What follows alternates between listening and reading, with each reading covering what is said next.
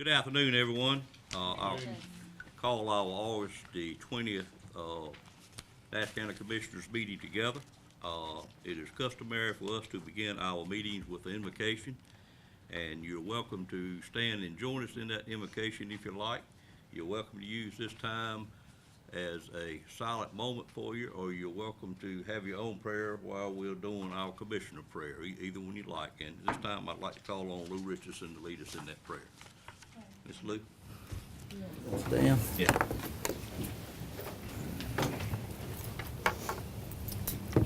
Dear God, maker and creator of all things good, we thank you for this day and for this gathering. Thank you for the purpose in which we have gathered. Open our hearts and mind and lead us into the understanding of the things that we should do to make this world a better place in which to live.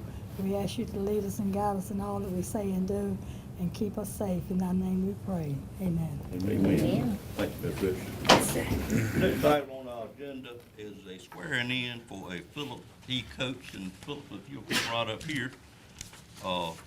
Philip is one of our magistrates, and he has recently been appointed to the North Carolina Domestic Violence Commission, and he worked so hard he wasn't able to go to his swearing-in ceremony, so a commissioner is allowed to do that, I guess, because Philip asked me to do that, and be tickled to do that for you.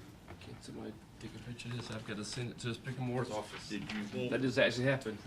Did you want anyone to join you? No. Okay, all right, great. If you'll repeat this after me, I, Philip E. Coates, do swear, well, you don't have to repeat, are you gonna swear or affirm? Swear. Swear, okay. I, Philip E. Coates, do solemnly swear that I will support the Constitution of the United States. I, Philip E. Coates, do solemnly swear that I will be faithful and bear true allegiance to the state of North Carolina and to the constitutional powers and authorities which are or may be established for the government thereof, and that I will endeavor to support, maintain, and defend the Constitution of said state, not inconsistent with the Constitution of the United States. I, Philip E. Coates, do solemnly swear that I will well and truly execute the duties of my office as a member of the North Carolina Domestic Violence Commission according to the best of my skill and ability, according to law, so help me God.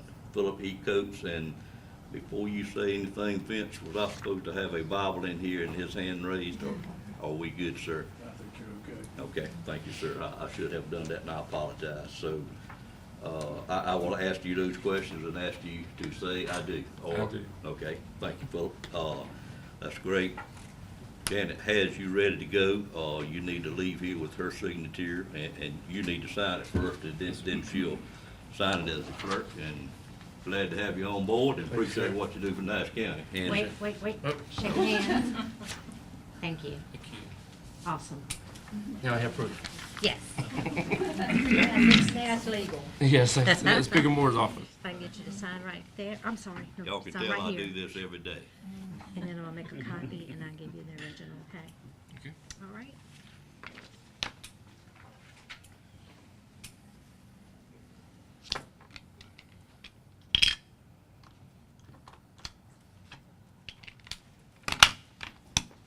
I'll make a copy. Okay. Thank you, Philip. Thank you.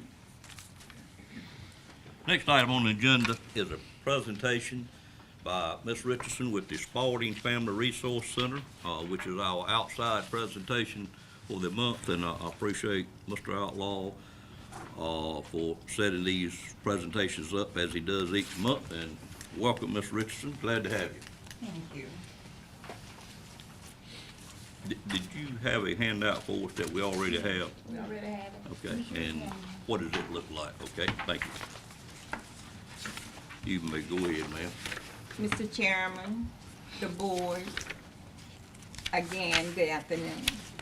I was so delighted when Ms. Chester gave me the call to come and meet here today, this afternoon, just to shed some light on what go on at Spalding. You know, Spalding Family Resource Center is open for business. We thank God for that. You know, when prayers goes up, blessing comes down. The center has signed a lease agreement with the Global Achievers Charter School for all of 2018 through 2019, June of 2019. I've heard that we will have more years, but that was we'll cross that bridge when we get to it. We reach out to the community and surrounding areas with exceptional services. The board and I believe they need the services we provide for them. Some of the services we provide are computer lab, which is open all day from 9 to 4. We have a children's library for the parents to check out books, games. This is open from 9 to 4 each day. A computer class led by an instructor from the Nash Community College is offered every Thursday and Tuesday and Thursday from 4:30 until 8. We partner with Nash County Social Service Health Department here in Nashville. We also partners with the Upper Coastal Plain in Wilson to provide a variety of health programs to promote ways of maintaining healthy living. We also have, as of Wednesday, we have a survey, a health survey given by the health department. Mr. Jerome Gardner will do this, and that will start at 1 o'clock, and that's open to the public.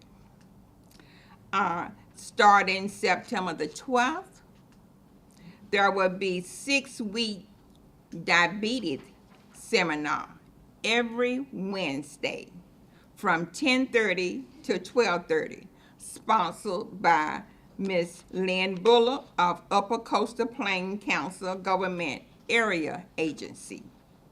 We also partner with the Division of Adult Correctional Department here in Nashville.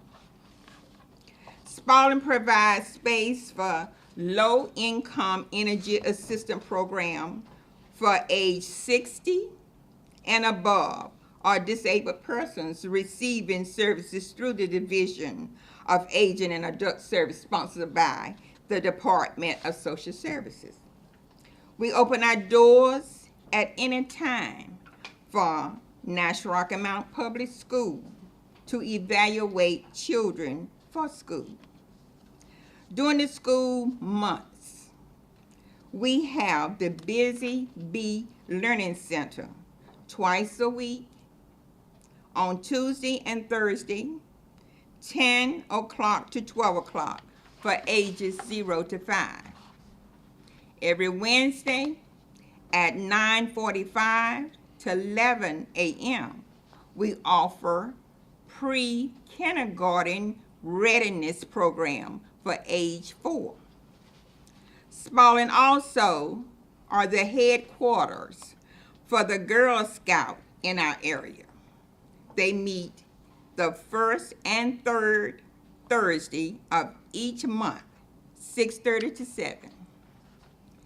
Tuesdays and Thursdays, a special language pathologist come to provide speech and language therapy to young children.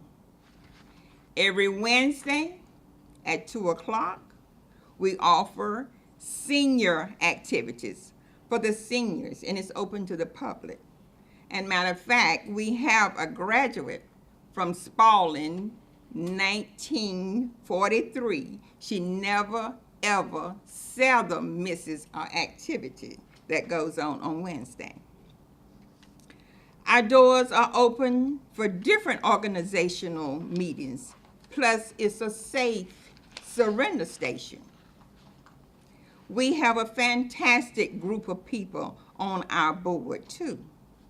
Help subject to so things will flow smooth and my job will be easy as director. Our board consists of Chairman Johnny Perry, 2 charter members, Carolyn H. Avery and Danny Tyson, which I think most of you know him. County Commissioner, one of you all's, Miss Lou Richardson. School Board, Franklin Lamb, Reverend Ernest Polk, Spring Hope Manager, Jay Kim, Kathy Nall, Beth Baines, and Mr. Warren Boone. So yes, I feel our services are accessory to the need to the community and surrounding area. We thank you for all you do for us at Spalding because it helps us to keep our doors open. We sincerely appreciate your continued support. Thank you. And if there's any questions at this time? Any commissioner have questions for Ms. Richardson at this time? Now, your house at the Spalding School Center, Beg pardon? are you housed at Spalding School Center? Are we there? Are you there this year? Yes. Where they always Yes. is. Okay. Same place. How is the attendance? How How are is your they? attendance at the beginning of the year? Wonderful. Thank you. Yes. Yeah, look. We had the GED class coming there, but since it was so much up and down, so we didn't know whether to keep them and so we just said that we would go back with them later, a later date, you know, to get them to come back in. So we don't have the GED right now. Other questions, comments? Ms. Richardson, if my math is correct, this lady you said seldom missed must be about 93 years old, is that correct? She is 94. I think. 94, she's already had a birthday this year. Okay, that's amazing. All right, well, we certainly appreciate you being here today. Yes, Sure do. thank you. Great message. Moving on to item 5, which is our in-house presentation for the month, and that presentation will be by Anson Kirtland, our relatively new human resource director. Welcome, sir.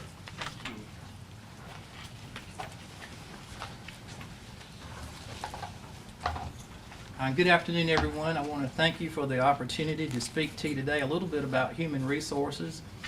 And as he just stated, I am fairly new to the position, not new to the department. Actually, I've been with Human Resources almost since the beginning. I came to work there in December of 2002, but I just moved into the director's position in March of this year, so I'm still considering myself transitioning to the role.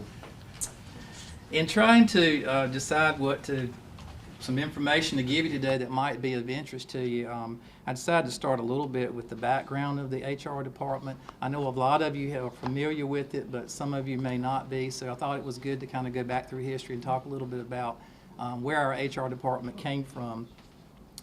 Our HR department with Nash County was established when Nash County hired its first HR director, who was Sheila Freeman, as you may remember, back in December of 2001. And almost a year to the day later, I came to work in the HR department as an HR technician. My main role was to handle the day-to-day operational detail of the department. And over the next several years, as due to an increase in the responsibilities and duties of my role, the position was later upgraded to HR specialist.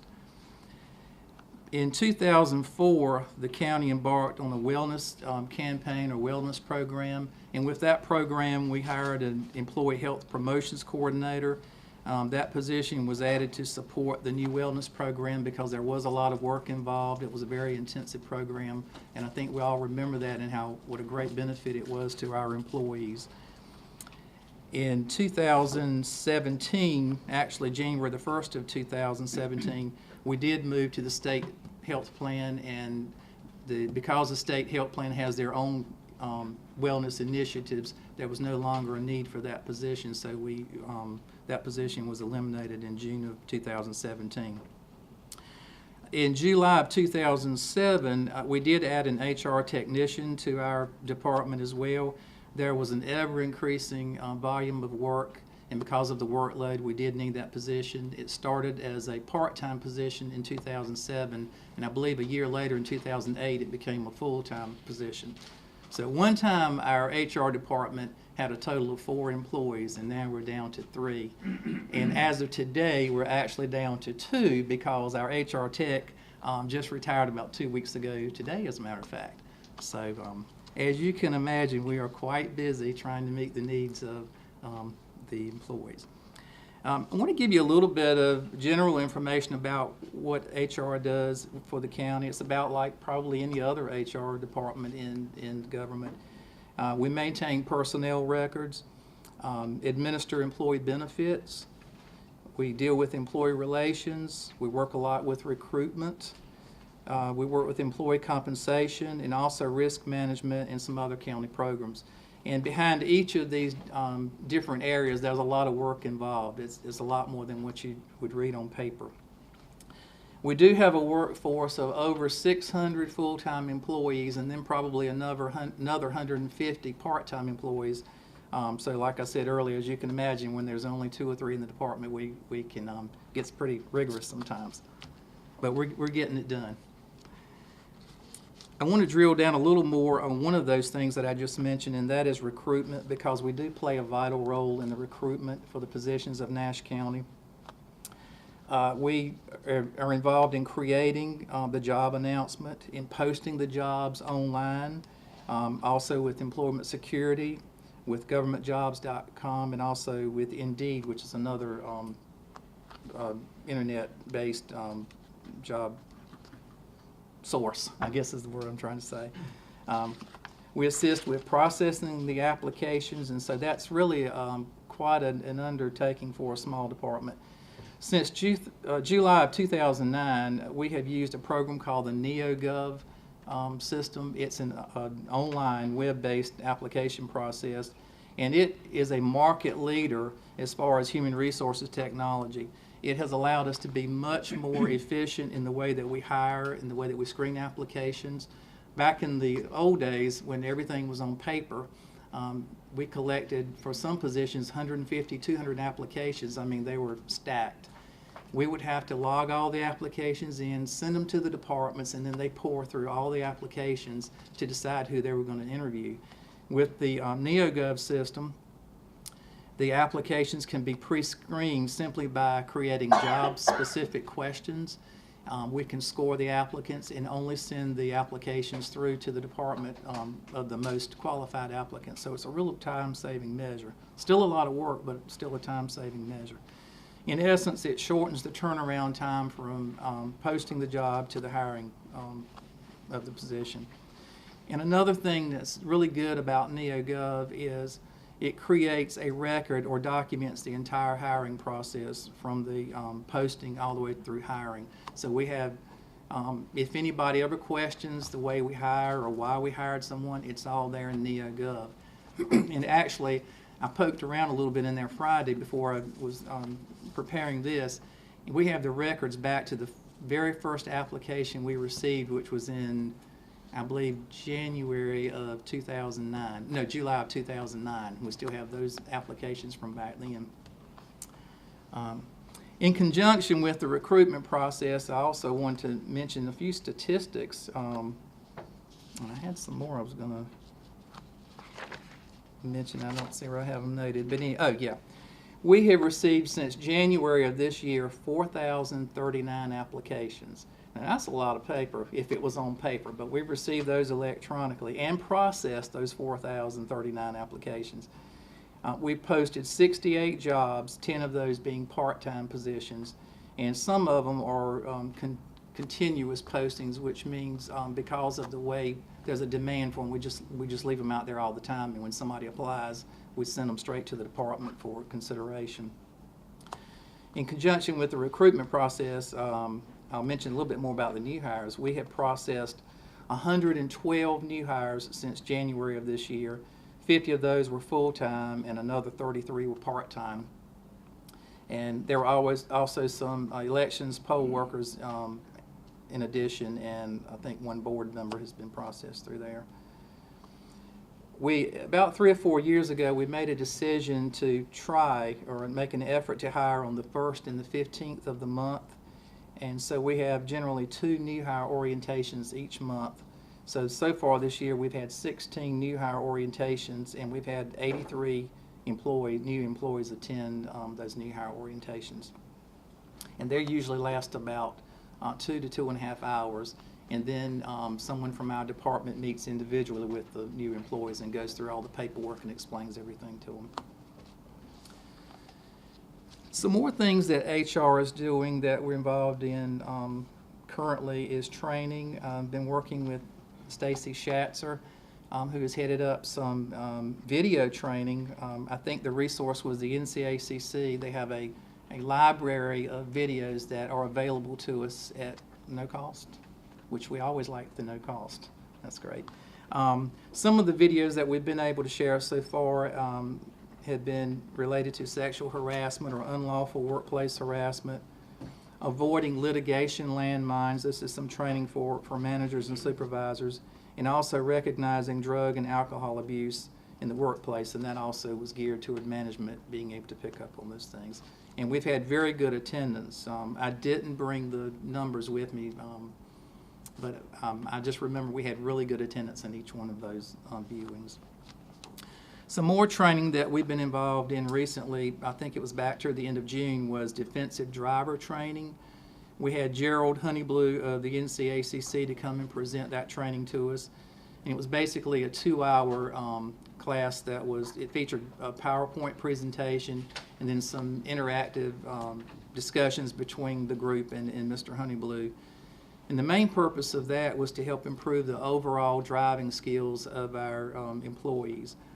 Initially, we targeted the people who have to drive in the scope of their job, but we're hoping to have Mr. Honeyblue to come back maybe sometime this fall or maybe in the spring and present it to everyone. And we did have 175 in attendance at that training back in June, so we were real excited about that. We also, some more training that we have coming up would be training for a new performance appraisal system. The training committee, which consists of Stacy Schatzer, the assistant county manager, Scott Rogers in EMS, Valerie Harris of Soil and Water, and myself, we met and presented a new performance appraisal form, which we really are excited about. The form that we've had in place, we've had for probably 10 years, and it just didn't do what it needed to do. We knew it could be improved. The new form that we have, we feel like it offers much more flexibility, and it really gives a truer picture of the employee's performance. I think the rating scale goes from exceptional down to unsatisfactory, and it has that terminology rather than using a scoring system like we did before, and so we think that'll be much better for the employees. It's completely, or it can be completed electronically. Employees will complete a self-review, and they will forward it on to their supervisor, who will then in turn complete their review of the employee. And we feel like because of that employee's input into their own performance, we feel like that will be a better tool to help facilitate conversation between the employee and the supervisor when it comes time to discuss the evaluation. And discuss the supervisor's expectations as well as the employee's performance. Basically, the new form allows the supervisor and employee to set goals at the beginning of the year, and then to review those goals and evaluate them at the end of the year. So we think that'll work much better than what we have in place. And we're actually going to start training tomorrow, I believe, for the department heads and supervisors. So we're hoping to move forward with that very quickly. I gave a couple of handouts to you, and one of them you'll see will be the blue and white paper. That's a sample of a 2018 compensation statement. This is an annual compensation statement we've been doing for a couple of years. I think we did them way back, and then we stopped somewhere probably 10 years ago. And Mr. Lamb requested, I believe, a couple of years ago that we begin this again. It provides a detailed overview of the employee's salary, and it also shows the true value of all of the county-provided benefits that usually aren't communicated through the paycheck. So they get a total picture of what they're worth to the county. I think it's an eye-opener for a lot of people, and I certainly feel like it's a morale builder for the employee to be able to look at that and see exactly what they're worth to the county. So we're excited about getting those out in a couple of weeks. One other thing I'd like to mention that you also have a handout on would be this index card relating to our 2018 United Way campaign. The campaign this year will run from September the 17th through the 28th, so it'll run about 2 weeks. And Stacy Schatzer and I met with Jenny Morebutter of the United Way about a month ago, I believe, to discuss this year's campaign. For the past several years, we've noticed a significant decline in not only the number of people who participated, but also in the dollars that were being given to the United Way campaign. So through a little research, we decided to use a different approach this year. We're going to focus more on participation rather than the dollar amount that the individuals are giving. And we're also going to focus on educating employees about the various programs that United Way supports. And I believe we're going to host a fair. I don't know the date that's going to happen unless it's maybe the beginning of the campaign or sometime during that first week. It's the Monday of the second week. Monday of the second week. Okay. So whatever that is, maybe the 24th, along in there. Don't have the calendar in front of me. We're going to have a fair where the actual programs and the organizations come in and talk about the programs and educate our employees on that. And we feel like that will also help in gaining some support for the United Way program this year. And we hope that by focusing on this education and focusing on the number of people participating, that the dollars will follow this year's campaign. We have a goal, as you can see on the card, a participation goal of 30%, which is about 200 employees, and so we're hoping we'll surpass that goal, but we're certainly hoping for at least 30%. And something new that's been added this year is if employees who will donate 1/2% of their annual salary are going to be invited to a reception and the commissioners meeting, which will be held on November the 19th. And also, any employee who donates any amount will be invited to a cookout on November the 2nd. And that's to show appreciation for people. Not everybody can give 1/2%, but if you can give it all and you're willing to participate, then we want to show our appreciation to you and let you know how much we appreciate it. I think that about covers, the dates are going to be from 17th through the 28th. So we look forward to that campaign. I will mention one more thing that our department is starting to work on. Human Resources is a paperwork-driven department by nature of our job. We handle a lot of paperwork in any given day. And to be honest, it's our filing system is at full capacity just about. Even the archive files that we have across the hall here behind the commissioner's room are full. And so we're trying to go ahead and do something, be proactive now and see what we can do as far as not storing things on paper, but maybe archiving them a different way. So I'm going to be in touch with the state real soon about their requirements for archiving documents that have to be maintained permanently. And I've been in touch with Sandy Vick, our IT director, and we've been talking about microfiche and some other options that we have. So we're hoping to move forward in the near future to cutting back on some of the paperwork and freeing up some room in our files and having a greener world by not having using so much paper. I don't know that we can ever go completely paperless, but we're going to make an effort to do what we can with that. Some other items that HR does during the year, and I'll close with this. We work with the flu shot clinic along with the health department. The health fair, I don't think we had one this last year, but hopefully we'll have something, maybe not the full-blown, but maybe something similar in the near future. We work with the Red Cross blood drive twice per year. Rex mammography mobile unit twice a year, the annual benefits open enrollment, which is coming up in October, and some other things like that. The NeoGov system that I mentioned earlier, it does take, there is a little bit of learning curve to learn how to use it, so we want to have some training hopefully in early 2019 to help train our departments, the users in the departments know how to use it. So that's some of the things that we've got coming up. I just want to close with a personal note and say I really love working for Nash County. I think we have a great HR department. We have great staff, great leadership, and I'm being completely honest about that. Enjoy my job, and if there's anything I can ever do for you, don't hesitate to call. I'll do my best. Any Thank you, sir. questions or? Any questions from commissioners or comments? On evaluations, how does that handle the employer, the employee? Right.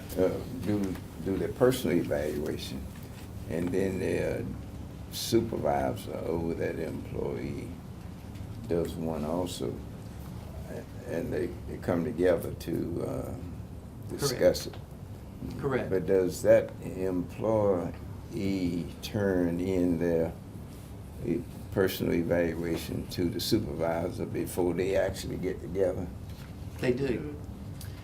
We haven't done this yet, but that's the intent. It's to give the supervisor an idea of how the employee sees himself. In other words, how do you think you're performing, and we'll compare it to how I think you're performing, and then we'll talk about it. So It seemed like to me that would have some influence, seeing the person's evaluation before they do their personal evaluation of the employee, that it might have some influence. And I think they ought to discuss between the two of them, strong points, weak points, whatever, where you need Right. to improve. But I think a true, honest evaluation should be done independent of each other. Right. And then they come together. Right. And that's In something we other would words, certainly without the supervisor seeing what the employee has already personally evaluated themselves. consider. Right. I don't know that won't change, but I think the intent right now is to let the supervisor see where the employee, how they think they're performing, and then to sort of facilitate a conversation between the two of them. Well, they will see that once they get together, discussing the Right. evaluations together. Right. Will give them how the employee think Right. about themselves Right. and how they feel the way they have their performance has been. Right. That's something to think about, absolutely, something to I consider. think you ought to think about that. Thank you very much. Other questions, comments? I had another one I was gonna ask, but I was trying to make some notes. Don't remember it at this time, it must not have been all that important. Say if you can't remember it must not have been all that important. Anson, I had one comment and one question. First of all, by going totally online with your application, do we get, and I hear this a lot from lower level employees, but do we get many complaints about not being able to complete that application online, not being able to, or not having access to, or do we allow something else in that case? Good question. Very rarely do we get a complaint about it. When we do, we have a computer set up in our break room here on the third floor. We are available to assist, and we've done that many times. We'll walk them around the corner and help them with the application. A lot of people have relatives or friends that will help them. Right. But if they come into the office and say, I cannot do the application on my own, then we're here to help them. You And have we've done that a many times. relatively secure area to do that in. Yes, yes. Okay. And the second thing, I've just always been amazed, and of course you were not here, I looked through the room and only four, two commissioners, Lou and Fred, and then Vince, and of course Bill Hill and Valerie. I'm not sure when you started with the county. Were you here in 2002? Okay. 21 years ago, okay, I knew it was a while ago, didn't know it was 21 years though. But including Valerie, and I don't know how we got by as long as we did, because when I became commissioner in 2002, we had approximately 500 employees and no HR department. It was just always been mind-boggling to me. Vince, how many times did we get in trouble back then? Not as many as you think. Yeah, really? Different times, I guess. But thank you for your presentation, well done, and thank you for the job you do for us. Thank you. Thank you. Moving on, to item number 6, which is our home health asset purchase agreement, and, Bill Hill, Human Services Director, and Aaron Roberts are partnering Nelson, Mullen, Riley, and Scarborough, which sounds like it may be a law firm, are here to make that presentation. Mr. Hill, you gonna lead us off, sir? Thank you, sir. I'll just simply preface the introduction, which you've already done with Ms. Roberts here from Nelson Mullins, by saying that this is a time to hear the resolution, to approve of a resolution, and also the assets purchase agreement.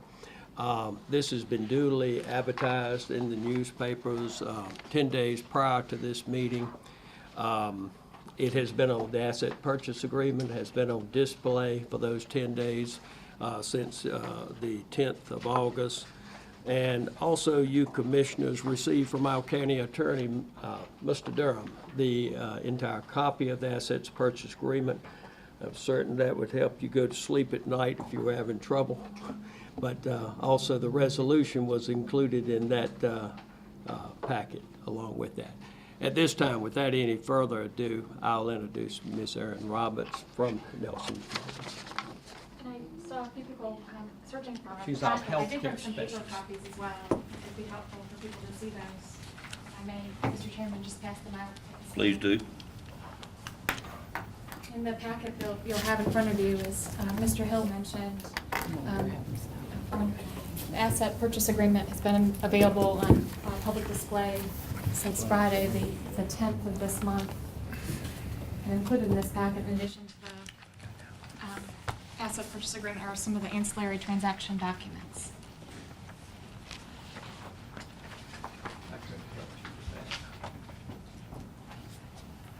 Excuse me.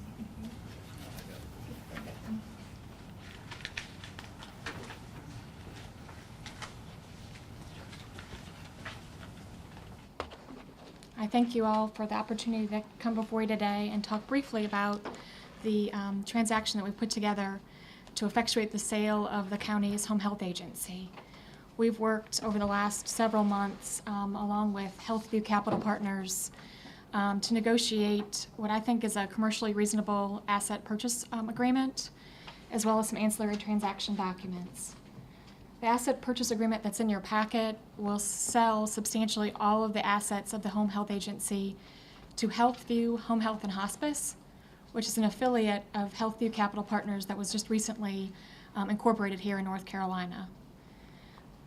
One thing that I think is important to mention to you all is that in working with Healthview, they are going to take all of the active patients of the agency and will transition care over to Healthview. I mention this because this is a transaction that we've negotiated, and it's taken some time and effort, but I think it's really absolutely critical for the patients that the agency served to ensure that we were ready to effectively transition the operation over to Healthview. And also at this opportunity, I want to just mention that Healthview has really dedicated a lot of time, energy, and resources prior to effectuating the deal to ensure that this is a smooth transaction for not only the patients, but for the seller party as well. I'm not going to go page by page, and to Mr. Hill's point, don't want to put you to sleep by walking you through in detail the terms of the transaction documents, but do want to mention just at a high level some of the terms of the deal. The agency will be sold for $2 million, and $250,000 will be more or less escrowed. The county will set up a restricted fund account within its main operating account, and those funds will sit there for a 2-year period in order to ensure the county has sufficient funds in the event an indemnification claim is brought by Healthview. We've negotiated it that after a year, we can take those funds down to $125,000. And at this point in time, having worked with Mr. Hill, and Mr. Durham, and Mr. Lamb, and Ms. Stallings, I'll tell you that there's been a tremendous amount of time and energy that's been put into this transaction and the transaction document. We've had a few challenges. There have been some recent changes to the Medicare conditions of participation, and there's been a lot of work that had to have been done behind the scenes. I really want to commend the people with boots on the ground for all the hard work and efforts over the last several months. Also for Healthview Capital Partners, they've been a great partner thus far, and I'm hopeful that the energy and effort that they've put into pre-closing activities continues post-closing. And at this time, Mr. Chairman, I'm happy to entertain any questions that you have, or that the commission has. Well, at this time, we'll be glad to take any questions. I'll just say on behalf of the board, I know a tremendous amount of work has been put into this on both sides. I'd hear little bits and pieces all along the way. And to get it condensed to, this is still a lot of pages, but to get it condensed to this, I think, shows how much work has been done to it.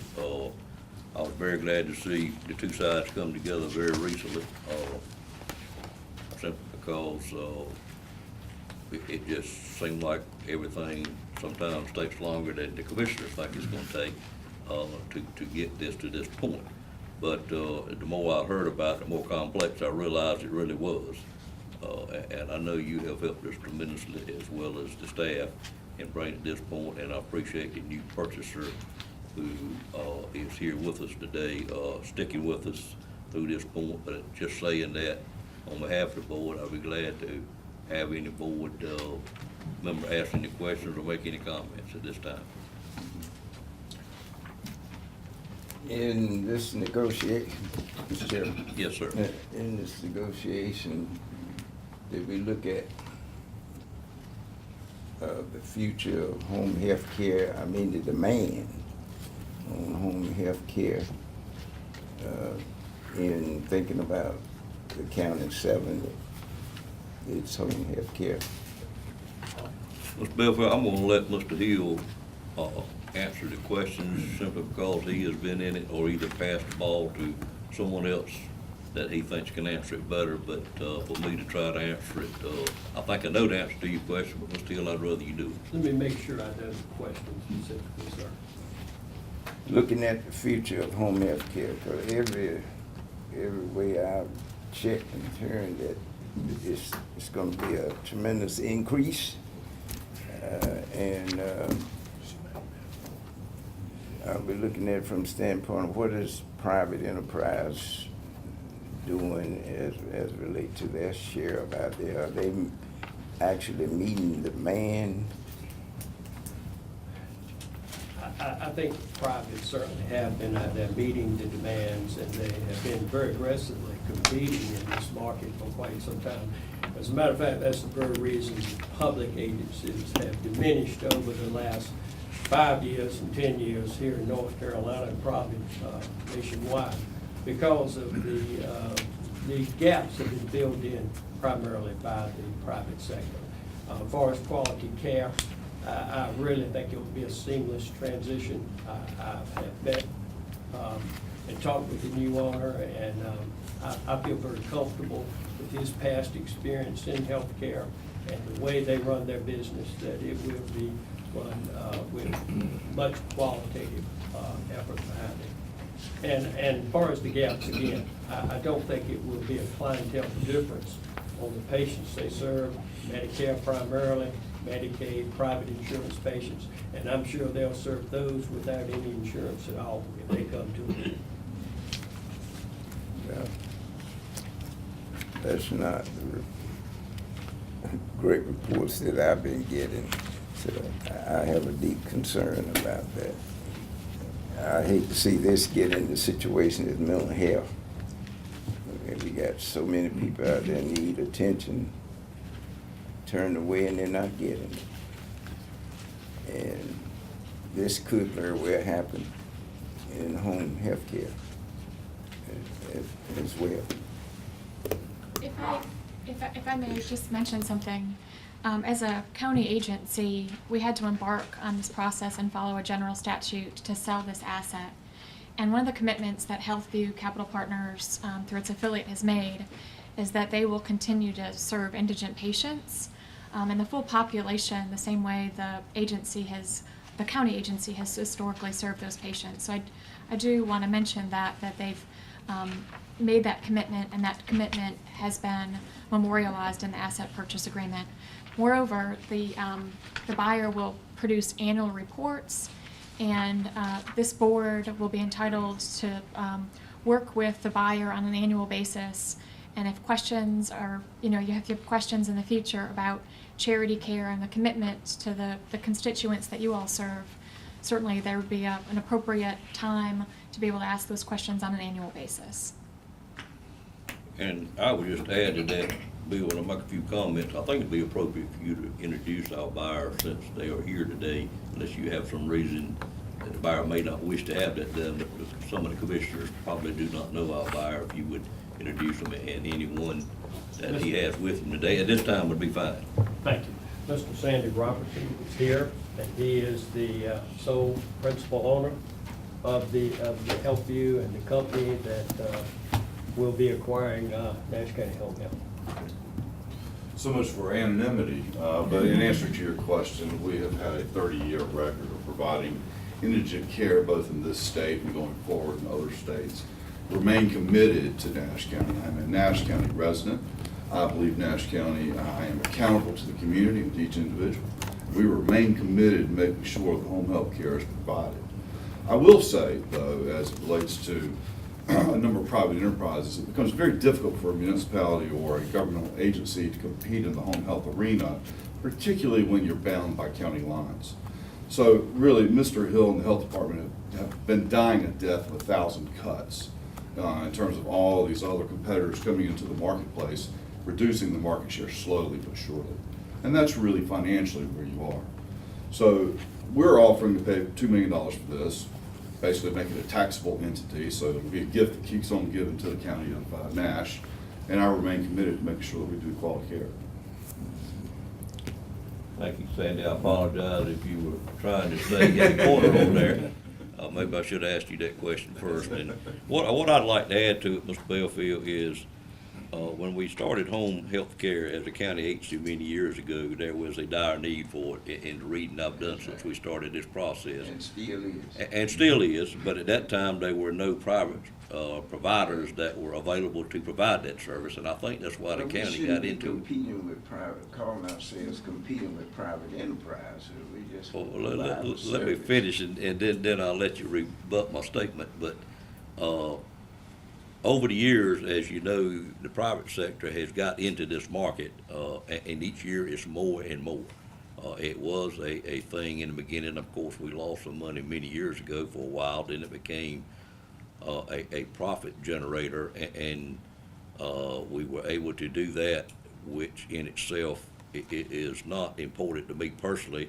It could be to some board members, but at least we were able to not lose money. And of course, now we're in a mode where we would be losing money for it. And I personally just feel that when the private sector is available to provide any service, whatever that may be, that government may not need to be in that service, because we really don't need to compete with a private sector on anything, because routinely, I think history will show you that government generally doesn't compete well in a competitive market against the private sector. And I see your eyes rolling, and I expect that, and there's two sides to every story. But on the other hand, there are many providers in our area. The quality of the help that people receive should be attained at a level and should stay at that level, just because you have competition in this marketplace. If you're not doing a good job, they have many alternates that they can go to. And so that's why I feel comfortable that we are doing the right thing, because when private enterprise will provide a service and government is providing at a loss each year, it's not generally the right thing to do to subsidize a service like that that is available otherwise with tax revenue. Now, when we look at other things that we are struggling with, for instance, our internet service, private enterprise is not doing that. And they're not doing that because they can't make money at it in a less dense area. Therefore, we're having to look into what it takes to get that done, which is probably what we did similar with mental health many years ago. If we do get in it for a while, I would think at some point they will learn that they need to go in and take us back out of internet service. I wish they'd do that ahead of time so we don't have to get in it to start with, because we found out it's gonna be very expensive to do that. But that's when government should be involved, and I'm just telling my own personal beliefs, and nobody else in the room may agree with me, but I just feel like the government really needs to get involved in any item when our needs are not being filled. It's somewhat different than mental health that you compared it to, because in mental health, it didn't get turned over to the private sector, it got turned over to the state.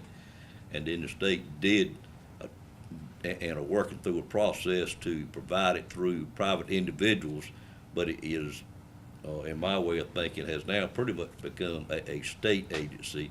And again, we all know it has its struggles, and we have many people's needs that have not been serviced. And I will quit talking, sir, and allow you to have the floor. Well, private enterprise, I agree, government shouldn't be out here trying to compete with it. But there's a need, and there's a need out there that I don't think the private enterprise is gonna adequately meet.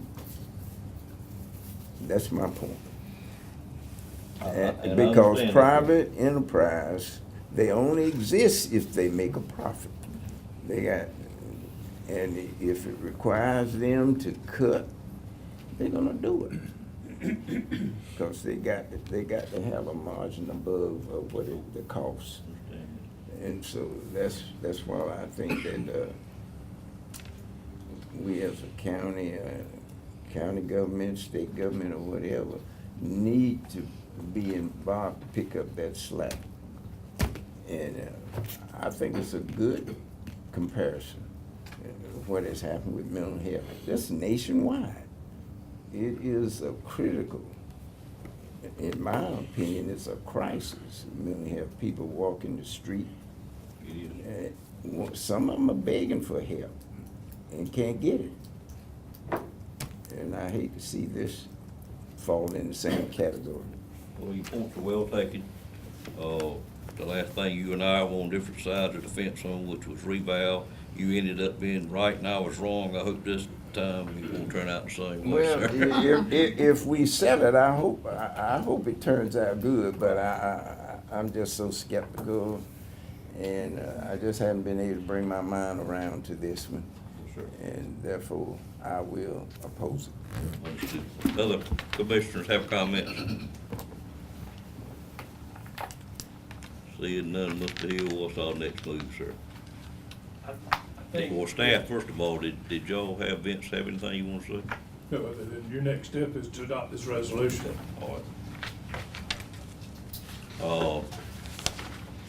Does the board want the resolution read, or have you read the resolution? Or you want to take a moment to read it, or we can,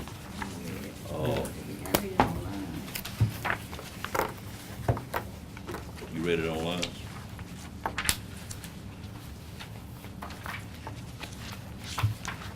It's the two-page document that's got an exhibit attached, which is the asset purchase agreement. Any commissioner wish to have it read? Be glad to have Mr. Roberts to do that. Seeing none. I've read it. I assume everybody's read it. All right. Well, if that's the case, and if you're ready, I would entertain a motion to approve the resolution as written. So moved. I have a motion on the floor to approve the resolution as written by Commissioner Outlaw. Is there a second to that motion? Second. Second by Ms. Barnes. Thank you, Ms. Barnes. Any questions on the motion? All in favor of the motion, let it be known by saying aye. Aye. Any opposed by a like sign? No, I think it's a 6-1 vote, Madam Clerk. And we thank you, ma'am. Thank you, sir. Thank you.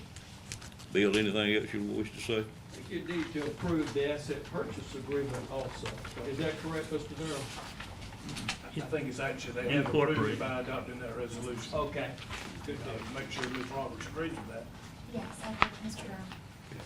Thank you. All right, anything else, Mr. Hill? That's all I have, sir. Okay. Again, thank you all on behalf of the board. Next item on the agenda is item number 7, which is a contract for services for Stony Creek and Tar River Stream debris removal project, which is another item the board has been very interested in. Valerie Harris, Soil and Water Conservation Director, is here to make this presentation. We'll pause just a moment.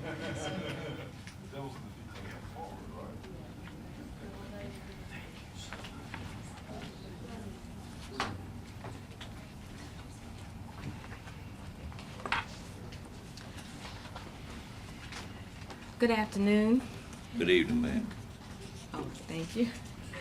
Again, we want to talk about this this afternoon and request the board to consider and adopt the contract for services for the Stony Creek and the Tar River Stream debris removal.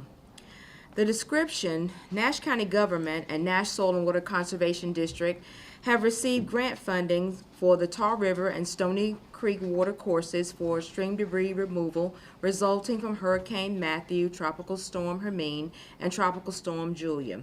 The Golden Leaf Foundation awarded Nash County Government $132,000 for stream debris removal in the Tar River watercourse of Nash County. The North Carolina Department of Agriculture, the Division of Soil and Water Conservation, awarded the Nash Soil and Water Conservation District $284,484 for stream debris removal from Stony Creek. The total awards for the project are $416,484. The original contracts addressed the lowest bid for debris removal only at $259,960. After negotiation with the contractor, the revised contract includes county payment of $8,000 per linear mile for hauling debris that cannot be piled on vegetated property. The estimated areas along the Tar River where debris will be removed from are up to 1.7 linear miles, totaling $13,600. So the Stony Creek estimate is 3.5 linear miles, totaling $28,000. Again, these are our best estimates. The new contracts include additional costs for hauling debris removal at $41,600. The estimated total for stream debris removal and hauling is now $301,560. And let me reiterate again, these are our best estimates. We realize that this is a natural setting, and there may be areas that the contract does address, that Stony Creek, Tar River, and tributaries. Landowner agreements is obtained for land entry, land use, and land debris removal. The Stony Creek, the Tar River, and the Stony Creek stream debris removal projects were originally estimated for completion by September 30th, 2018. The contract for services is now 240 days, or April 5th, 2019, for completion for both of the projects. And the recommendation, I would ask that the commissioners approve the revised contracts for Stony Creek and Tar River stream debris removal projects. And the contracts that I have before me also state up to the estimated linear miles for both the Tar River and the Stony Creek. Again, these are our best estimates. Are there any questions? Have those entry points, I assume they've been established and approved by the landowner? Most of them have. We have received approximately 60% of them back from the landowners that received them. Those areas of concern that may not have received a letter, we can address those at the time that we see the debris removal at that site. But again, we have received about 60% back.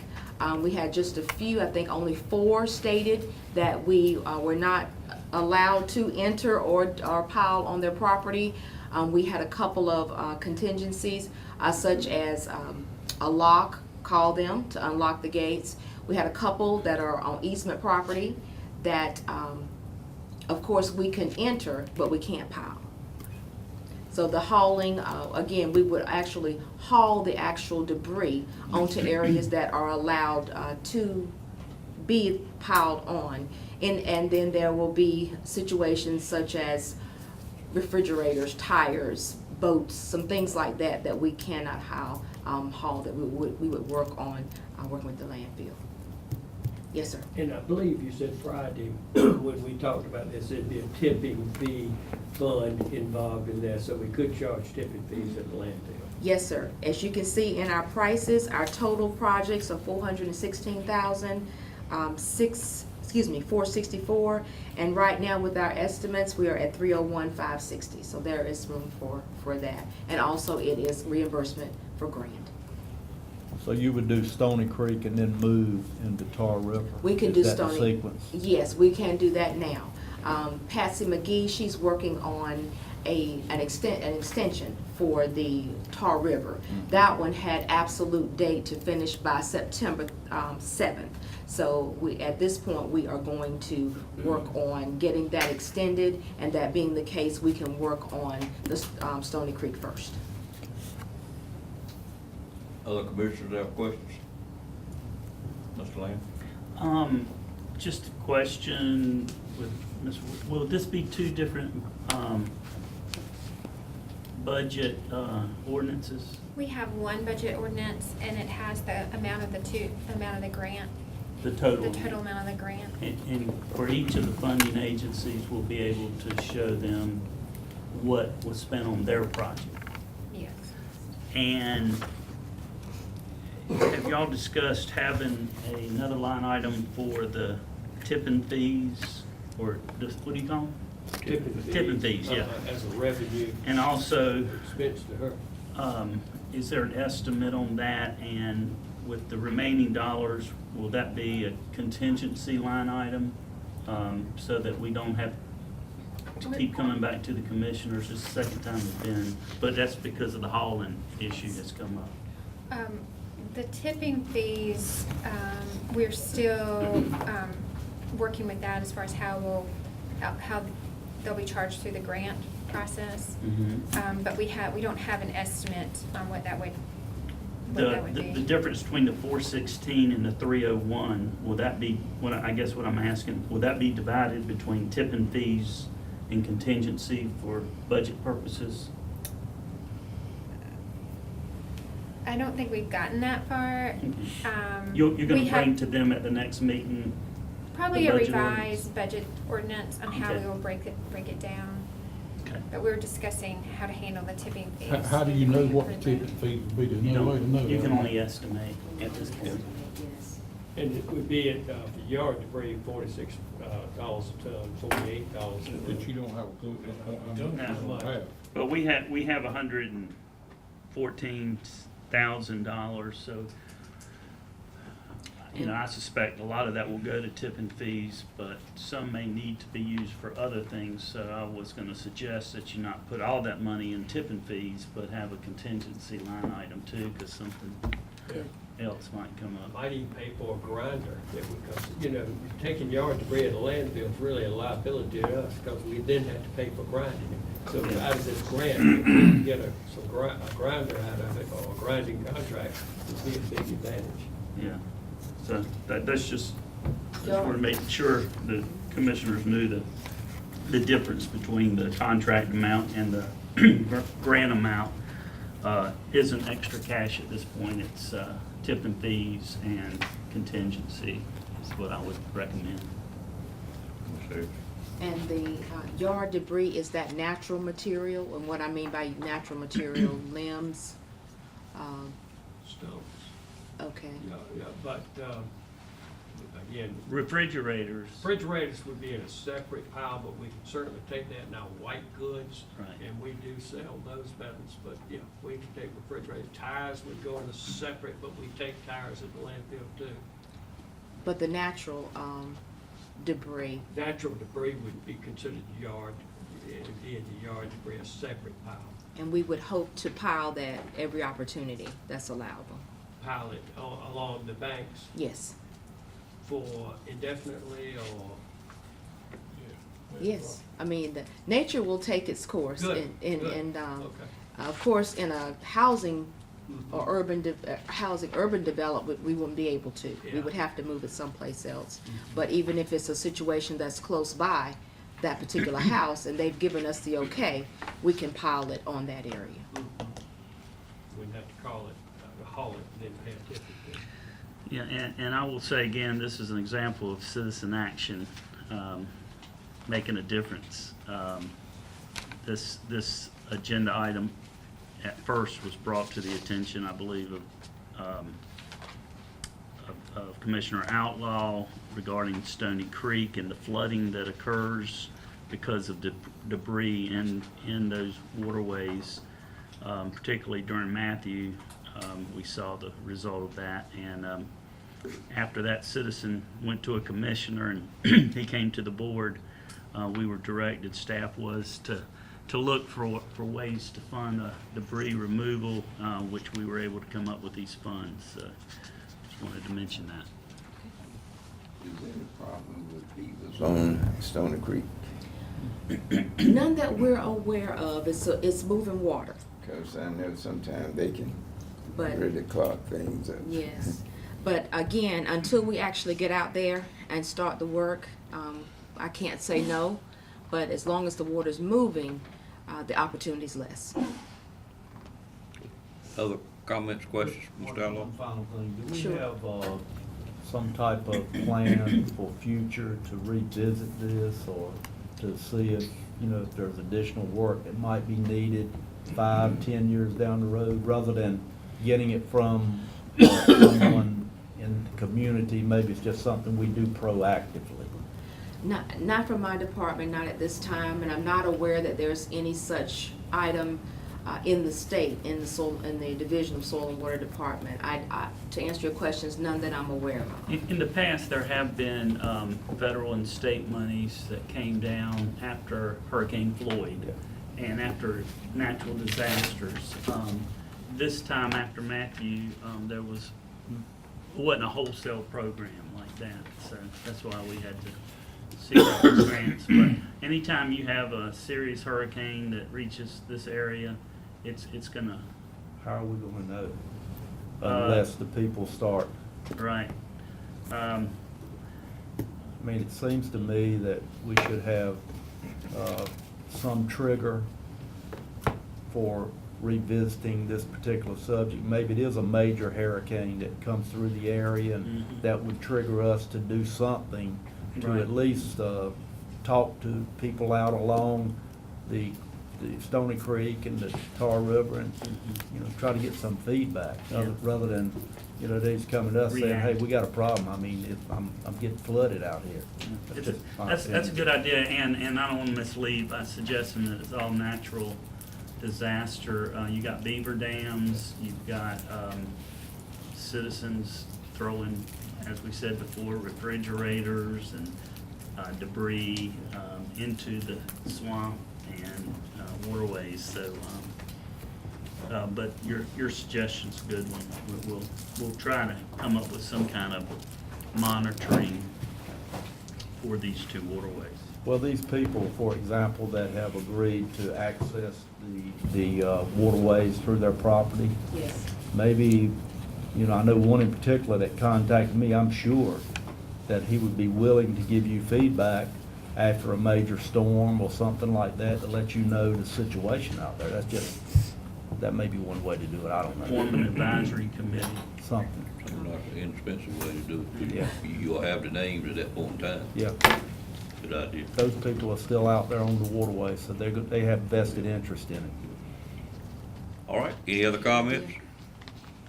If not, I'd entertain a motion for approval of the contract for Stony Creek and Tar River stream debris removal at the revised amount of $301,560. Moved by Mr. Bellfield, second by Ms. Wells. Any questions on the motion? I'll ask the question myself. Is that the amount we want to use, or do you want some contingency in that No, amount? we'll handle put the that later. contingency in the, Okay. in the budget, All right. ordinance. All in favor of the motion, let it be known by saying aye. Aye. Any opposed by a like sign? Motion carries, and we thank you, ma'am. Thank you. And we thank you for your 21 years of service. You're very welcome. I enjoy being a part of Nash County. Thank you. I do.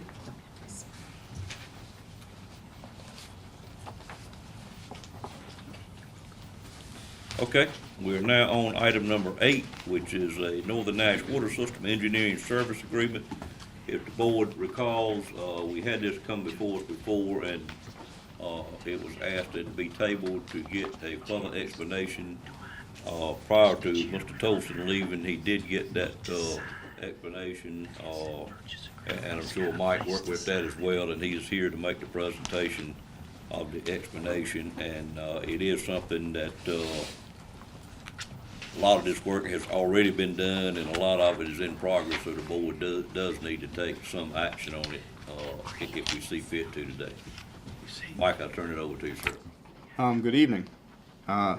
The information you have in front of you should be for requests for revision to the scope and services for our engineering services agreement with the Wooten Company for the Northern Nash Water System.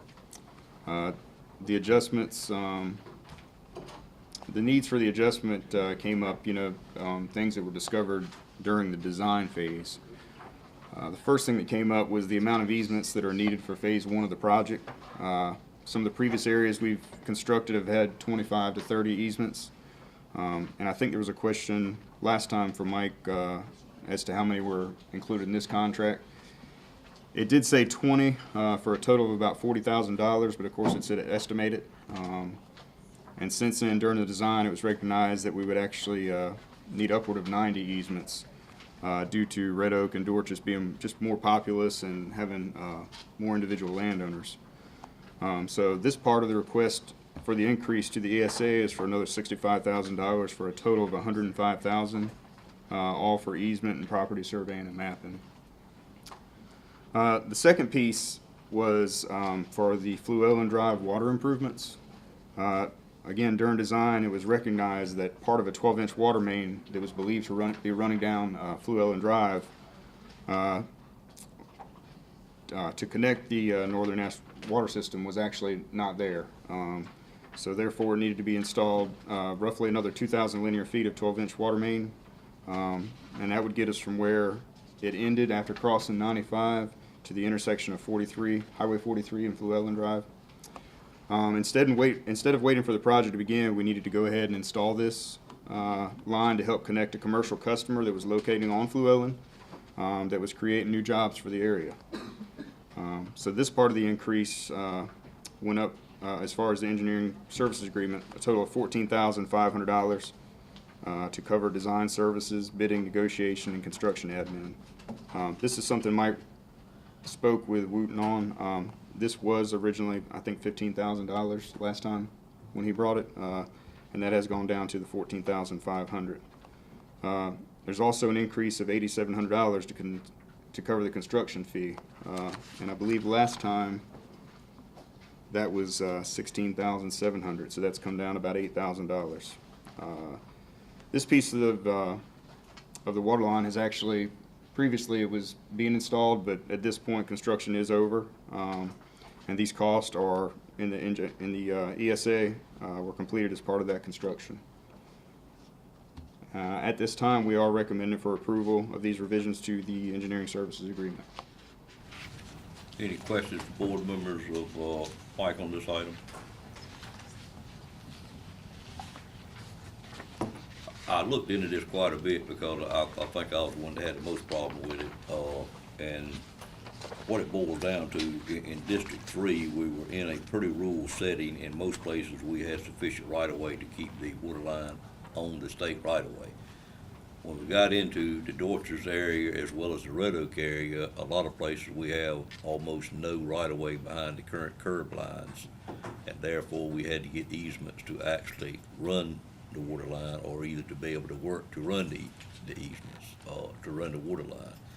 So that's the main reason, even though there's numerous other places, we have quite a few acute angles on road in this area. And an acute angle, you can't run a water line around a 30-degree angle. Ms. Richardson, one up where you come out on 43 as an example, up in your area, you have to cut a corner, and when you cut that corner, you're getting out the right of way, and there are numerous ones of those in this area. So it's a combination of things. When you look at the sheer mass involved, and I'm sure Vince would support this, of the work involved in getting these easements with the mapping that has to be done, and then from the design standpoint, and then preparing the easements maps, which is what Wooten is doing, paying the surveyor and preparing the maps, either themselves or through the surveyor. They did a lot of this themselves, and they used outside help to get quite a bit of it done. So I will say I don't feel great about it, but I feel a lot better than I did the first time I looked at it.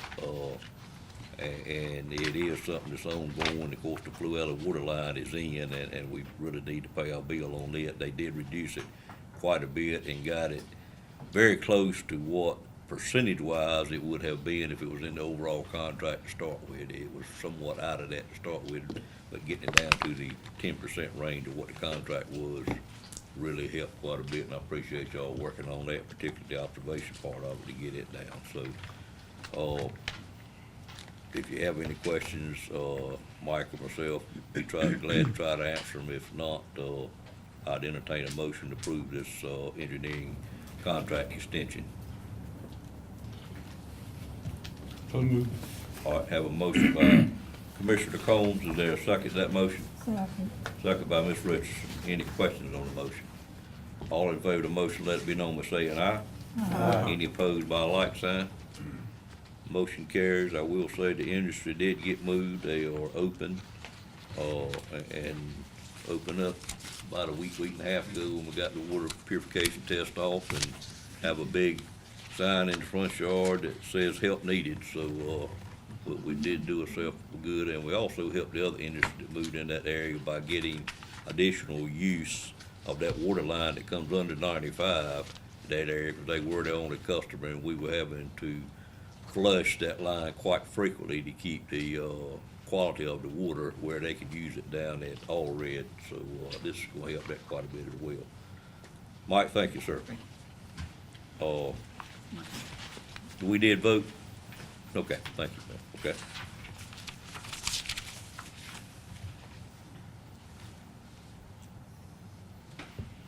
Next item is our courtyard update. We're most anxious. Stacy? I wanted to let the board know that the monument did get to the United States of America. It is in Georgia and actually being transported this week to Rocky Mount. And That'll get transported to that. right, so that is planned, right now that is planned for August the 27th. Just because this week we're gonna be heading out and not be in place. So Monday, August the 27th at 8:30 a.m. is the planned delivery to have it placed. It's not gonna be until that time that we'll see it outside of the crate, so I won't be able to assess what type of plaque we need to have made until it's placed out in front of our building. So I will do that at that time and have the plaque made. I did provide you all with a mock-up of some wording that I would like for you to take a look at. Doesn't necessarily have to be finalized today, but I do need your feedback and blessing on it at some point. And that maybe that morning, if some of you want to be here for the placement of it on August the 27th, so that we can know what to put on the plaque. You advise us of the time later. Or do you know? 8:30. 8:30. Okay. Yes, right now it's scheduled for 8:30 in the morning on the 27th. So, Can I just ask that maybe later in the week, when you're sure that that's gonna be the time and the day, to just shoot us a short email or something to confirm that? sure. Okay. I'll do that. Okay. And so do we want to just address the specifics of the wording at that time? Pleasure of the board. I don't see why we don't address it right now. Okay. I mean, I like it. I like it too. Yeah, Yeah. looks good. I can't be there on the 27th. I hate it, but I'll call Danny Tyson. He'll be there. Okay. He asked me about it the other day. I got to get a thumb operated on that. I won't be here either. Okay. And so But I that's don't have not to be. our dedication ceremony or anything, Right. that's It's just- just, they're gonna Okay. put it in All right, place. well, good. We'll be able to see it outside of the crate, so that we'll be able to determine what type of plaque needs to be made for it. And then, of course, we'll go ahead and have the paver made as well, so that when we have the dedication ceremony, it will be the monument with the plaque and the paver out in the courtyard area that we're designating as the commemorative courtyard. All right, now, you still scheduling it for the 27th? That's for the delivery of The it. delivery. That's correct. And you want us to be here?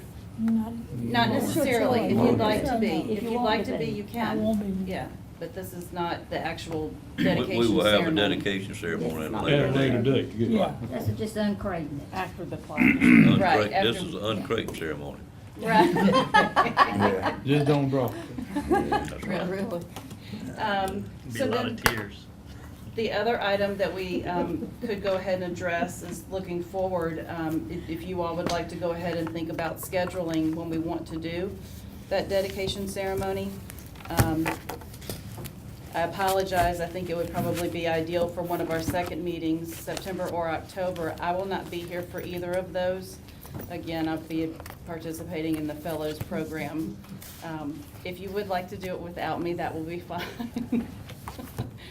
So, we can either talk about that now, or y'all can think on it, and we can talk about it some more. Well, do you need some time, Stacy, to make sure how long it's gonna take you to get the plaque done? and- Yeah, and I the mean, paper done? I can look into that and then get back with you We'll on, do that on before we try to how set a far out time. we need to Yep. schedule it. And see if you can work it in when you can be here. We're gonna do it in the first meeting. We can, You can't- we will. At the first of the month, If we've got it ready. just so she be here. Yeah. Chances are we won't have it ready by the September meeting. No, definitely Oh, no, not. you won't have that. Not really, but You might not have it ready in Well, October. no, you got to get these other Those things. plaques and papers don't come overnight, particularly the Right. papers. September, October.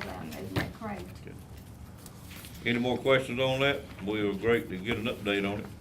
Will there be an etching of Billy's profile or something on something? That's what I need. I need to get some feedback from the board, if you want that on the plaque, on the actual monument, or if we want to do his profile on the paver that will be dedicated to him. I personally think it ought to be on the, on the monument, but, Will suggested we see the monument. yeah. Outlaw did decide what we're gonna do, which I think is a great idea. So we'll continue that discussion the morning of the 27th. All right, great news. We appreciate that update. Moving on to item 10, Mr. Outlaw, I'll turn it over to you, sir. Thank you, Mr. Chairman. Do our committee reports now, starting with Ms. Richardson, District 1. Yes, sir, I have a brief report to make on something that had happened to our visitations about a month back. It had not happened since I've been with the group. That we visited the area right here in Nashville. And we was greeted by the doorbell equipped with a camera and an intercom. And they was telling us that the residents, that nobody was home. We were on vacation at the Outer Banks. But there was 2 cars in the drive, plus the van. Okay, so something didn't fit well, so we talked and we looked. And in the backyard, there was a fence with between the markings of fence, you could see there were 6 people at least in the backyard. We could hear them talking. but they never would respond to us, but we saw them moving about. Where are we talking about, Ms. Richardson? You may not want to. The address, Yeah, you okay, I okay. mean, I don't know. I'll give it to you later. Okay. But what I'm What saying, type of facility was it, maybe what Mr. Outlaw? it's a group home. A group home, okay. They only have I haven't about heard 4 to anything. 6 people, no, but Okay. the only thing that concerned us was that, and we've had one in Rocky Mount for years, we never got to see anybody there. We go, but they will not answer. Oh, they But, did. yeah. Oh, okay. But anyway, that was just something that happened afterward. Don Bozeman said that she had contacted the social services rep, had went with her and visited, and they got the same reception. So we have never, we have not visited anybody there yet. But that was a concern, and, you know, it's not saying there's something wrong with it, but just talk to us, and, you know, it's just a visit. We're not gonna harm you or anything, but we're just trying to help you. And then another one out on Cobble Ridge was a new one we visited. And they only had 2 residents there. They were brothers. They were mentally challenged. But she said they went to Tri-County every day. So they were gone, but the lady was there. And we had a good visit there. But this one here in Nashville, that was an odd one. And the thing about it is, they were saying that we are at the lake or whatever, and we could see them in the backyard, and the vans and all was there, so. It was kinda odd, and we just had not run into that, and so I questioned Don Bozeman on it, she said they're still reporting it, but no satisfaction out of it, but I hope it can, and it's nothing serious, I'm sure, but, I mean, just acknowledge that, we just want to see how things go. Makes you think they got something to hide though. Yes, sir. You don't Yeah, want you I to mean, see you know, what kind of yeah. level of care they're providing, that, you know. Yeah, and, so anyway, but that was kind of odd, we had not had that before, but otherwise, other than that, we get a good report, and, everything is never perfect, but, if we offer suggestions on how they can remedy it and make it better, we get it worked out, and it works good. Thank you, Ms. Richardson. That's all. District 2, Commissioner Belfield. Okay, farmer's market, the last meeting, it was a call meeting, it wasn't a regular scheduled meeting. I was out of town, and so I didn't get to attend it. But we have changed the schedule, we have a new director, and we changed the schedule from on Wednesday, opening up on Wednesday to Tuesday. It seems to be, I haven't talked with the director about it, but just noticing the calls there seems to be better than what it was on Wednesday. And Saturdays is just a complete overflow over there. That market might need some more growth. Need some more parking. Well, we've always just about need more parking, but we may need some more. May need more facility. It seems to be moving better this year than it was last year. Before you leave the farmer's market, is there anywhere noted that we're looking at? I know we've talked about parking before at the farmer's market and the potential need for that. Is that on a capital list or something? It is on our capital list. We are talking to the folks at the mill, trying to identify. Because They I allow think- us to use that corner of Elm. But I think some of There's that a whole parking. block right there going down the street from the farmer's But I market. think that block is going to be populated with homes. And that's going to Eventually. take away parking, which is already short. Yeah. I just, it's something we need to get out in front of before it becomes. Oh, yeah, we are monitoring that situation. I believe that the complex that they're gonna build is at the next block, not on the block that's got Okay, I vacant land. thought it was right there where you I had the did too. vacant land. But I've been told now it's the next block over. Okay. And behind that area is where they're gonna build, some other housing. And the corner of Peachtree and Elm, we've talked to them about using that and actually identifying it as available parking. So, we're trying to do everything we can, and people are parking all the way to Elm Street. along Yeah. Elm Street. They're parking on that street also, so we are Okay, monitoring. one more quick thing on the farmer's market. I know we've been talking about this logo, Mr. Chairman. Are there any plans to have a revision to the sign that would say, with that logo, Nash County Farmer's Market? Right now, it just says Farmer's Market. That's not the logo I've been working on, that's another group that I'm not familiar Yeah. with. Can you answer that Well, question? I'm talking about the one with the river running through Right, it. you're talking about the one for traveling tourism, Yeah, which is what will exactly. be on our sign Yeah. that we are getting But made isn't presently. that very similar to what we're gonna have in the county as well?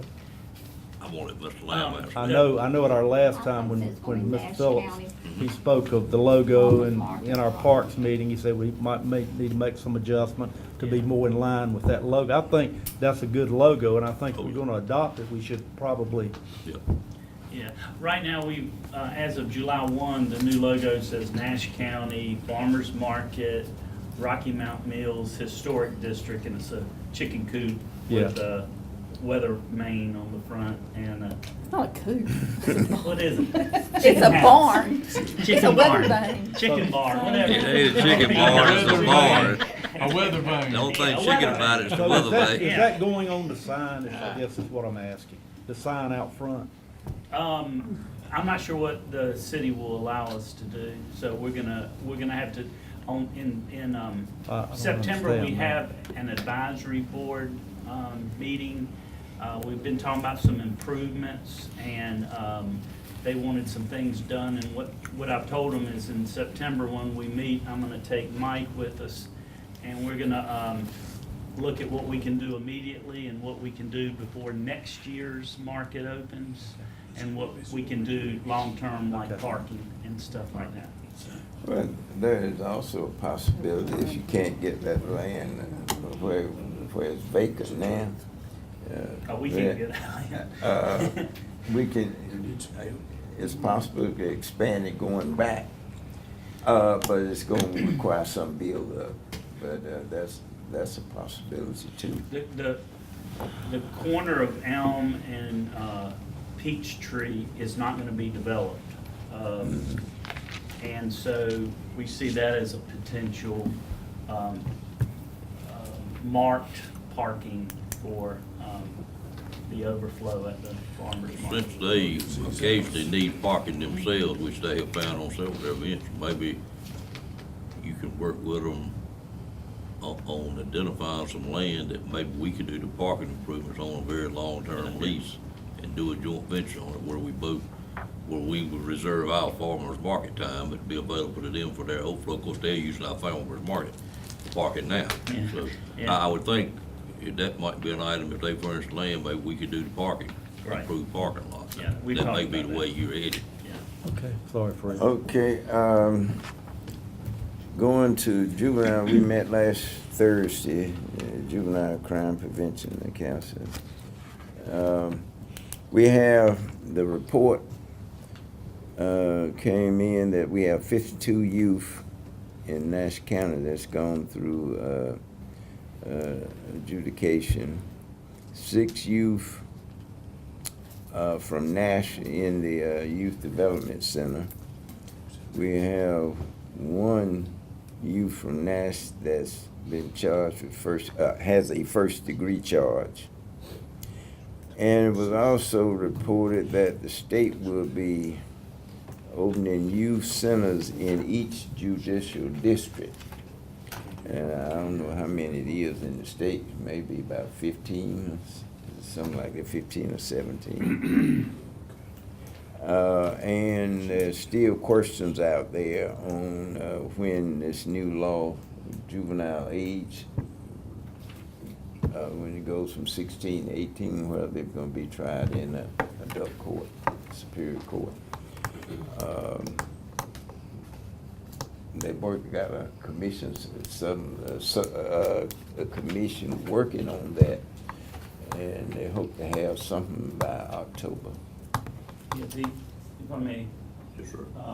the General Assembly last year made effective December 1 of 2019 the change for the age of juveniles in the court system.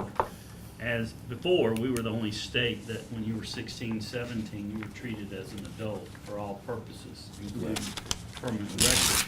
And effective December 1 of next year, that becomes 18. Therefore, we've already met with juvenile probation. They're anticipating hiring a lot more people for juvenile probation. Because of those 2 years where they're gonna have to supervise more people. So they're looking for more space, and we will be working with them. It is our obligation as a county to provide that space according to general statutes. One thing that was mentioned was that, juveniles that they're holding now, whether they was be handled under the existing law rather than, I'm gonna use the word grandfather, to go in 19, when the age changed. So, I believe that. but we weren't given, in our meeting, we weren't given any clear, I believe it'll be for offenses occurring after That's what I read. December 1, 2019. However, as part of that law, they have made it easier for people who were previously convicted as 16 and 17-year-olds to have records expunged for certain offenses. yeah, well, they did mention that, in the report, that would happen. Okay, Upper Coastal Plain Council Government meeting, we meet tomorrow night, at 5:30. So, I have to, and the Tolerable Transit, our next meeting is scheduled for September the 13th at 9:00 a.m. So I have no report from that. That's Bill, District 3, Commissioner Cone. Yes, the Human Services Board did meet last Thursday. New business, we had a report from Anthony Rogers with Veterans Affairs. He said they had 121 veterans that they worked with during the month of July. He did say that when veterans did a Google search, that they were getting EMS 911 somehow or other, they were having to transfer them over. Is that right, Bill? And they're going to work on that. Something with IT, that was. Yeah, they don't know why, but they're trying to work it out. Then Amy gave a report from the Department of Social Services. They've hired 2 new adult services people to work with adult services, and I'm just surprised at how many adults we have that the Department of Social Services has to administer to and help caretake for, and I guess they just don't have anybody, but that kind of amazes me every time. All her figures were about on track, through June. She didn't have the final figures, but the number of cases and their finances was on track for where it was supposed to be at the end of June.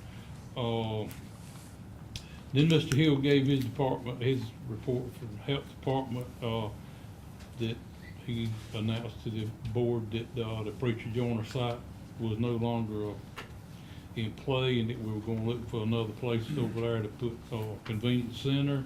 The landfill expansion is finished.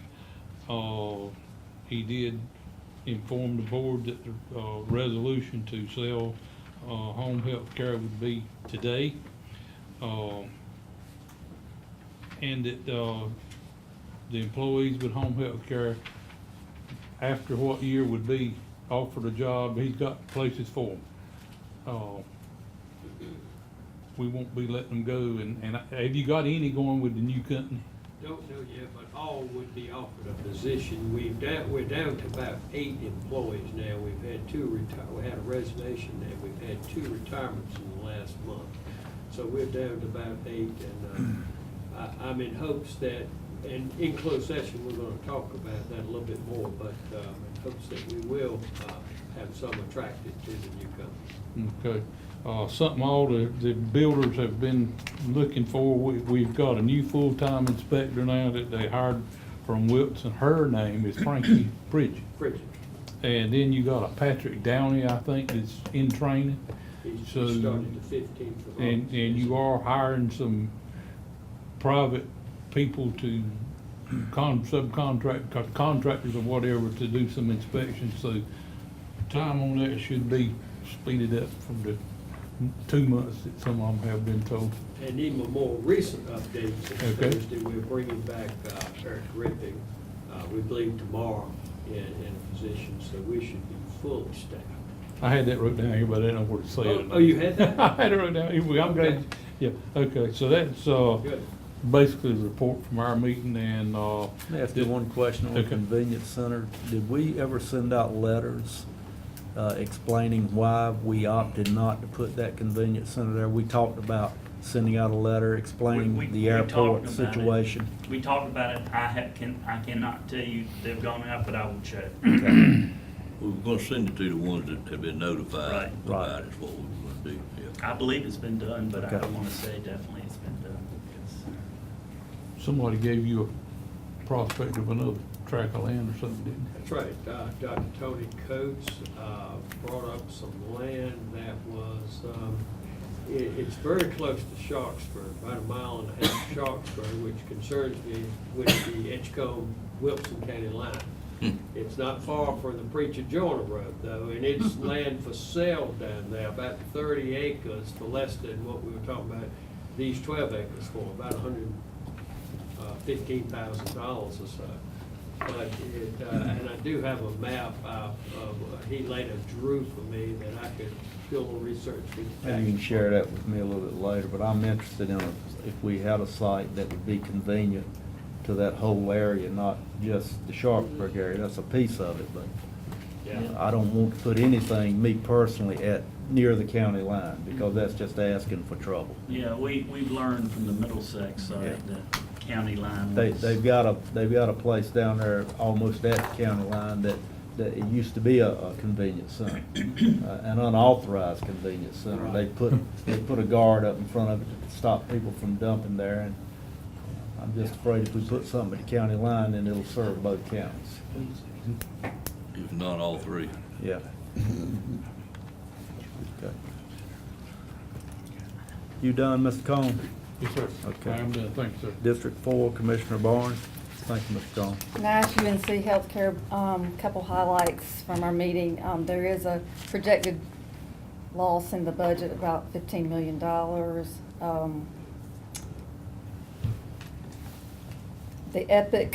The new Epic computer system will be implemented in September. So that's a big deal, big expense that will not be present in years to come. It will improve billing, patient billing, and financial performance, and all the hospitals in the system will be able to share the information regarding patients. So hopefully that's going to help some with billing and in the income. And there's also a budgeted $1 million for wage increases to allow the hospital to recruit and retain top talent to be competitive with the Wake County market. So that's a good thing. There's obviously a new leadership team in place, and they're working aggressively on a 3-year plan to get the budget and the operation expenses to a favorable margin. So the new CFO gave a report at our last meeting, very impressive. So I think they're scheduled to come maybe do a presentation for us soon. October. The new CEO in October? Second meeting in Mhm. October. Okay. So I think we're gonna see some improvements there, certainly hope so. Just on a personal note, my dad was transported to the ER Saturday morning, and it went really well, to be in the ER, but he got really good care, and he was put in the room and actually kept overnight for observation in the Heart Center, which I got to know a little bit more about the Heart Center than I really wanted to or was thinking I would. But he received really good care, and I think they're making some good changes over there. Must have had a sign on it, he's my dad. No, I didn't tell anybody until he was discharged. You know, that was on the board, so, but, yeah. I get more and more positive comments. Want to Oh. talk about the positives, not just the negatives. Mhm. So I'll make sure I let Yeah, Crystal had know. one negative this week, but several positive ones. Yeah. So, everything turned out fine. He went through all the barrage of tests over there, so they were very thorough. And then on the Trillium Board, the main thing out of that meeting was Senate Bill 630 about the transportation, the involuntary committal transports that we're working on. And Chairman Davis and Mr. Lamb and I met with the Sheriff's Department trying to come up with some ideas on how to address this whole situation, because the LMEs have to come up with a community plan for getting this, for the LMEs to handle the transports of the IBCs. Met with associations who we met with. Oh, yes, an association, that's right. Forgot Yeah. about, forgot about her, with the County Commissioners Association. Yeah, that's probably the best way to get it through, where it becomes a statewide run it through the Right, where it association. become more efficient. And you have bipartisan support that way. Anything else? Thank you. One question, does the new finance director understand what $15 million means, you think? He will, if he doesn't. He Yeah, the will. board has made that pretty clear that that's That's unacceptable, a huge and number, I tell you it is. it's, yes, very concerning, and I tell you, the board, and now I'm on the finance committee also, so there were a lot of questions, a lot of comments during that process. More so than you normally have. A lot more so than before. So I feel like they're on top of it now, and I certainly hope we see some improvement. Right. I guess, I don't understand all the finance of the hospital, but it's just kind of hard to imagine that you're looking at $1 million for raises, which they desperately need, I'm sure, when you're looking at that kind of deficit. I mean, if you're losing 15 million, where do you get that? I don't, anyway, Fund moving on. balance. Fund balance. Fund balance lasts till it's gone. That's right. All Goes right. out quicker than it comes in, Yeah. too. I don't have any report on, in District 5 from Nash Community College. I gave you a written report on the status of the new buildings at our last regular meeting, as well as the status of Vet Tech and some other projects out there with the bond money. But our next meeting will be in September, so maybe at the September meeting I'll have an update. But everything's going well. The college is starting up and looking for a good year. TAC Board, no report. Our next meeting is in September. On broadband, the staff is negotiating an agreement with the provider for a presentation to be made to the commissioners at our next monthly meeting. So stay tuned. Some progress is being made. I wish I could tell you more, but that's the extent of what I can share with you today. Unless, Vince, you may have something or... Do not, I'm waiting to hear the staff comments. I've given them mine. I spoke with Ms. McGee, and that was her recommendation as to what should be reported today. So, District 6, Commissioner Wells. The Attorney for Workforce Board met last week. It's not really in a report. They're still doing their job. And today, instead of giving a report, I brought each one of you a packet from the summit that I attended last week at Edgecombe Community College. And the talking points she sent us, and I'm not gonna read them to you, you can read them yourself. So, but also on October the 2nd, they will have the summit at Nash Community College. There's no cost, and I hope that each one of you will plan to attend. October 2nd. And it's in the packet too. Okay. Thank you, Ms. Wells. All right, District 7, and once Chairman Davis completes, then I turn it back over to you for completion of the meeting, Chairman. Okay, Tourism Development Authority has not met. As you know, we only meet a couple of times a year.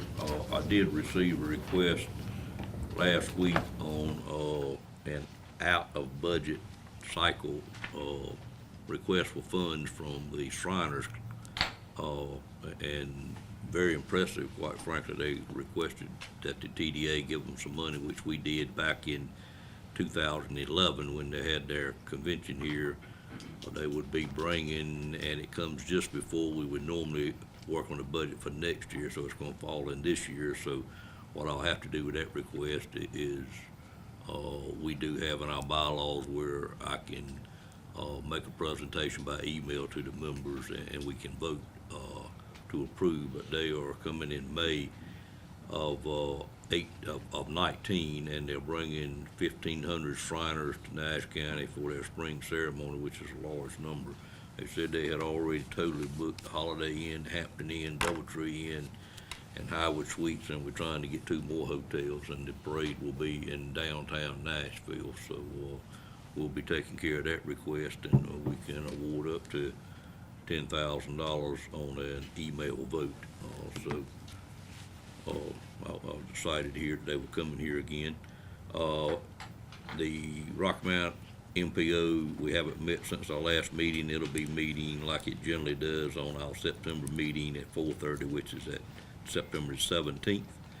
The Shell Building, Dan, I did go down last week, or the first of last week, and just walk through that building, look at the progress. Steel is up, sides are up, they're installing roof.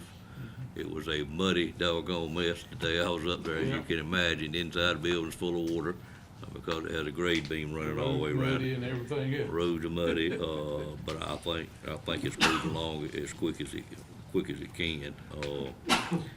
If you get a chance to look at it, we're doing something different on that. We're using a insulated metal panel on the outside. As Mike knows, it quite frankly, I think has turned out looking real good. I really like it, almost the appearance of it more than I did the tilt-up concrete panel that we were using at Gold Rock. We used several different colors going down the side, and just looks real good sitting up on the hill like it is there. But Mike, do you remember the completion date for that contract? They may need some extra time, but it's coming up fairly soon. I don't recall it right. Okay, all right. But it's going well. Like it's October. Yeah, sometime in October. Yeah. But and they could very well finish it by then. On the Gold Rock improvements, nothing really significant to report. As I said the last time, we got one hotel that was purchased that's gonna be closed very shortly here. I won't quote the date because I don't have it in my mind, but I think it's the end of this month. The other hotel was vacated and closed by the court action, and then the hotel that the county currently owns, we do have one demolition bid and waiting to get one more, and then we'll take informal bidding on that and move forward with that. And of course, as we said, we did get Rocky Mount to put in their budget what we estimated to be half of that cost, so they'll be participating with us on that, and they have got it in their budget for next year. School Joint Committee, the meeting we would have had prior to this got canceled a couple of weeks ago and has been rescheduled for the 19th of September at 3:30 tentatively. Is that correct? Tentatively, right. 3 o'clock, I'm sorry, you're right, it's 3, we do meet at 3 o'clock, but we So again, you'll confirm that? and- we'll confirm that.